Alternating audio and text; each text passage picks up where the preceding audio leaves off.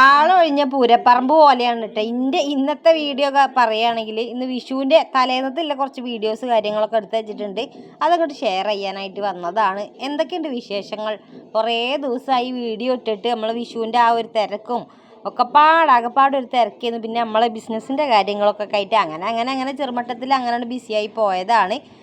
അപ്പം ഇനി സത്യമായിട്ട് ഞാൻ എന്നും വീഡിയോ ആയിട്ട് വരും കേട്ടോ. അപ്പം ഇതുവരെ കണ്ട് ഇഷ്ടമായിട്ടുള്ളവരൊക്കെ ഒന്ന് വണ്ടി പോയിട്ട് ഒന്ന് സബ്സ്ക്രൈബ് ചെയ്തോളൂ, ഒന്ന് ലൈക്ക് ചെയ്തോളൂ, ഷെയർ ചെയ്തോളൂ, ഇഷ്ടംപോലെ കമൻറ്റ് വാരിക്കോരി ഇട്ടോളൂ കേട്ടോ. അങ്ങനെ രാവിലെ സംക്രാന്തി ദിവസം നമ്മളിവിടെയൊക്കെ സംക്രാന്തി എന്ന് പറയും കേട്ടോ. വിഷുവിൻ്റെ തലേന്നത്തേന് അല്ലെങ്കിൽ ഓണത്തിൻ്റെ തലേന്നത്തേനൊക്കെ ഞങ്ങൾ സംക്രാന്തി എന്നാണ് വരെ പറയുക. അത് എന്തുകൊണ്ടാണെന്നൊക്കെ അറിയില്ല, പക്ഷെ അങ്ങനെയാണ് പറയൽ. അന്നത്തെ ദിവസം ഇതാക്കണം ഭയങ്കരമായിട്ട് തിരക്കിലൊരു ദിവസം കേട്ടോ. വിഷുവിൻ്റെ അന്നത്തേക്കാട്ടും തിരക്കാവും നമുക്ക് തലേന്ന്.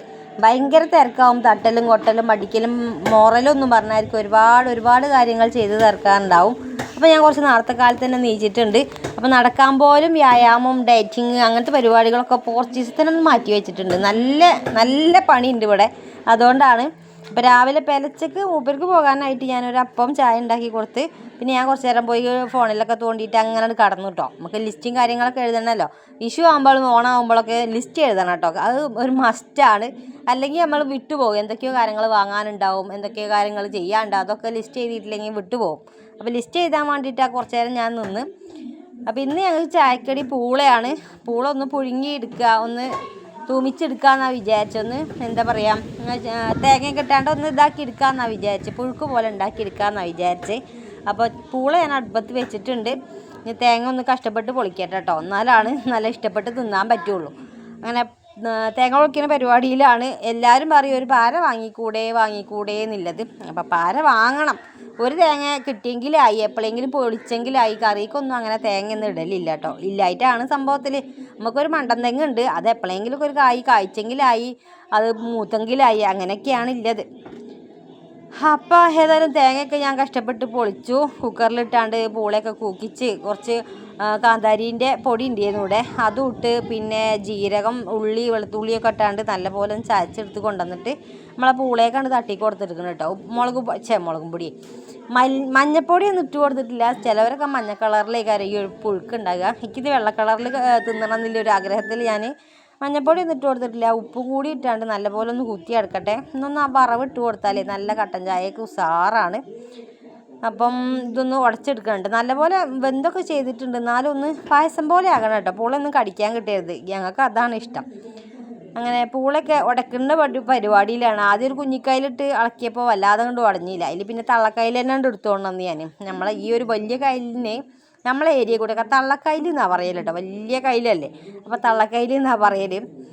അങ്ങനെ തള്ളക്കയിലിട്ട് ഇളക്കി ഇത്രയായിട്ടുണ്ട്. പിന്നെ ഞാൻ കടുകും കറിവേപ്പിൻ്റെ ഒക്കെ ഇട്ടാണ്ട് ഒന്ന് വറവും കൂടി ഇട്ട് കൊടുത്തിട്ട് ഒരു സമാധാനമായി. ഇനി മൂപ്പർക്ക് ചായ കൊണ്ട് കൊടുക്കണം. അങ്ങനെ ചായയൊക്കെ ആയി. പിന്നെ പോത്തുകളെയും കൊണ്ടുകൊണ്ട് പോന്നിട്ടുണ്ട് പുഴയ്ക്ക്. ഇനിയിപ്പോൾ ഇവിടെ കെട്ടിയാണ്ട് ചായ അവിടെ വെച്ചാണ്ട് തിരിച്ചു പോകണം.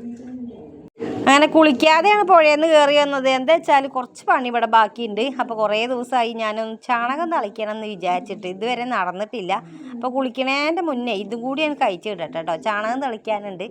എമ്പാടും പൊടി പാറുന്നുണ്ട്. പൊടി പാറുന്നതിനൊരു സമാധാനം കിട്ടുമല്ലോ. അപ്പം ഞാൻ ചാണകമൊക്കെ പോയി രാവിലെ തന്നെ പോയി ഒരു ബക്കറ്റ് ചാണകം എടുത്തുകൊണ്ട് വന്ന് ഇനി ഒന്ന് തളിക്കട്ടെ കേട്ടോ.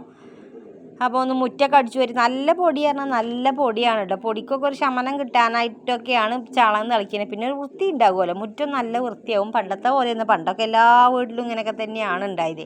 ഇപ്പോൾ കുറേ കുറവല്ലേ, എല്ലാവർക്കും മടിയാണേനും. അപ്പം ഞാനൊന്ന് തളിച്ചെടുക്കട്ടെ. കുറച്ച് ഭാഗം തളിക്കുന്നുള്ളൂ. കാരണം കുറേ നമ്മൾ വണ്ടിയൊക്കെ നിർത്തിയിരുന്നല്ലോ, ഓട്ടോറിക്ഷയും ബൈക്കൊക്കെ നിർത്തിയിരുന്നതാണ്. അപ്പം നമ്മൾ തളിച്ചിട്ടിട്ടും വലിയ കാര്യമൊന്നുമില്ല. ആകപ്പാടെ വണ്ടി അങ്ങോട്ടും ഇങ്ങോട്ടും പോകുമ്പം ആ തളിച്ചതിൻ്റെ ആ ഒരു ഗുണം കിട്ടൂല കേട്ടോ. ഞാൻ വെറുതെ ഊരിയും വെടക്കാക്കിയാണ്ട് ഇത് തളിക്കണല്ലേ. അതുകൊണ്ട് കുറച്ച് ഭാഗ്യം ഞാൻ തളിക്കണുള്ളൂ. ഈ ഒരു ചെരുപ്പ് വെക്കണ ഈ ഒരു ഏരിയ മാത്രമേ തളിച്ചെടുക്കണുള്ളൂ. അപ്പോൾ നല്ല ചാണകമൊക്കെ വെള്ളത്തിൽ കലക്കിയാണ്ട് ഒന്ന് അടിച്ച് തളിച്ചൊന്ന് വൃത്തിയാകട്ടെ, ഒന്ന് ശുദ്ധിയാകട്ടെ അകമ്പുറമൊക്കെ. പണ്ടൊക്കെ തിണ്ടൊക്കെ പൊടിച്ചിട്ടാട്ടോ നമ്മളെ ചാണകമൊക്കെ തളിക്കുക. തിണ്ടൊക്കെ പൊടിക്കും, സൈഡിൽ കൂടെയൊക്കെ തിണ്ട് പൊടിച്ചിട്ട് അവിടെ ചുമന്ന മണ്ണ് തേക്കും. പിന്നെ അടിയിൽ കൂടെ ഈ കരിയൊക്കെ കുത്തി പൊടിച്ചിട്ടാണ്ട് പിന്നെ ചാണകത്തിൽ പൊടിച്ചിട്ടാണ്ട് അങ്ങനെ നല്ലൊരു ടൈൽസ് ഇട്ട പോലെ ഉണ്ടാക്കിയെടുക്കലുണ്ട് കേട്ടോ പണ്ടൊക്കെ കേട്ടോ. ഇപ്പോഴും അങ്ങനെയൊന്നുമില്ല. ഇപ്പം അങ്ങനെ മല്ലി കെട്ടാൻ മടിയായത് കാരണം അങ്ങനെയൊന്നും ചെയ്തില്ല. ചിലപ്പോൾ അതാണ് ഞാൻ അങ്ങനെ മണ്ഡലകാലമൊക്കെ വരുമ്പോഴൊക്കെ നമ്മളിങ്ങനെ ചാണകമൊക്കെ തളിച്ചുകൊണ്ട് സെറ്റപ്പാക്കി എടുക്കലുണ്ട്.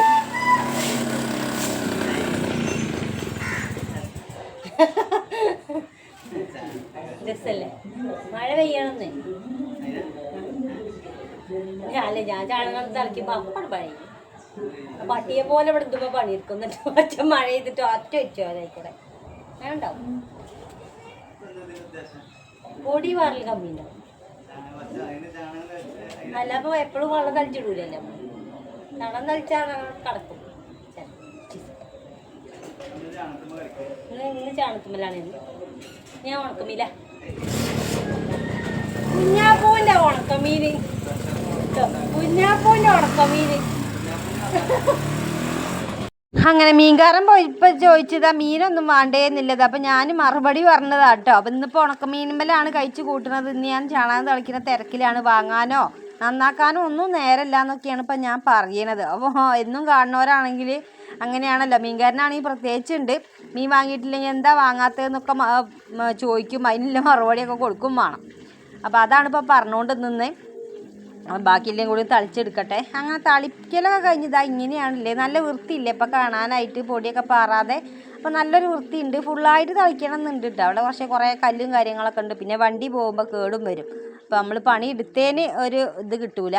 പിന്നെ ഇവിടെ തിണ്ട് പിടിക്കാനൊക്കെ ആഗ്രഹമുണ്ട്. പക്ഷേ ഒരുപാട് നേരം വൈകിട്ടോ. മഴക്കാറ് വരുന്നുണ്ട്.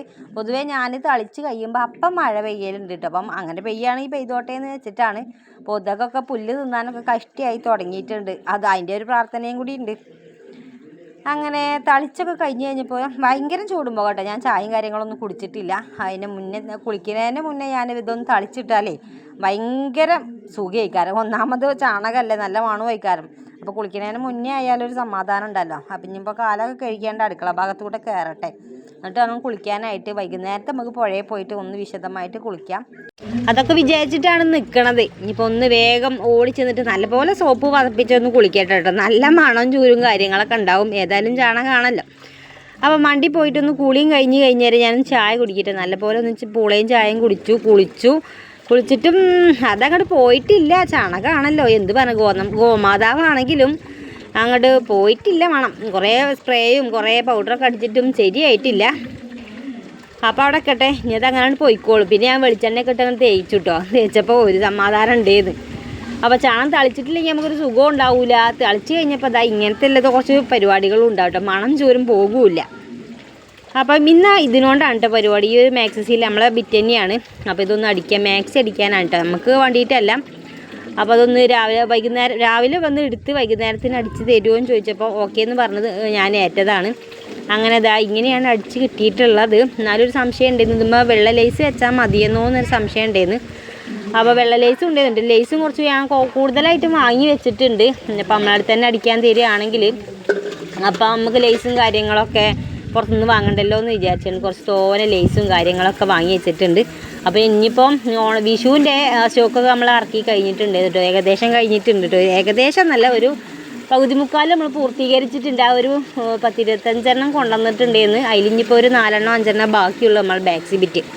പിന്നെ വൈകുന്നേരം ആയപ്പം ചിക്കൻ കറിയും അതേപോലെ തന്നെ സംക്രാന്തിയാണല്ലോ. അപ്പം നെയ്യപ്പം ഉണ്ടാക്കി, ഉണ്ണിയപ്പം ഉണ്ടാക്കി. എല്ലാവർക്കും പുറത്തേക്ക് നമ്മളെ പിതൃക്കൾക്ക് മരിച്ചു പോയവർക്കും പിതൃക്കൊക്കെ അങ്ങനെ ഒരു ഭാഗം വെക്കൂട്ടോ. അങ്ങനെ വെച്ച് കൊടുത്ത് പിന്നെ ഞങ്ങളും ചിക്കനും നെയ്യപ്പൊക്കെ കൂട്ടി പ്രാർത്ഥനയൊക്കെ കഴിഞ്ഞിട്ട് അതങ്ങോട്ട് അടിച്ചു. പിന്നെ ഇതൊക്കെ നമ്മൾ ബിറ്റ് കൊടുന്നതാണ് കേട്ടോ. ഇതുവരെ കൊണ്ടുവന്ന ബിറ്റുകളും കാര്യങ്ങളൊക്കെയാണ്. ഏകദേശം ഇതിൽ വിറ്റ് കഴിഞ്ഞ് പോയിട്ടുണ്ട്. ഇനിയിപ്പോൾ ഒരു 4 കൂടിയേ ഉള്ളൂ.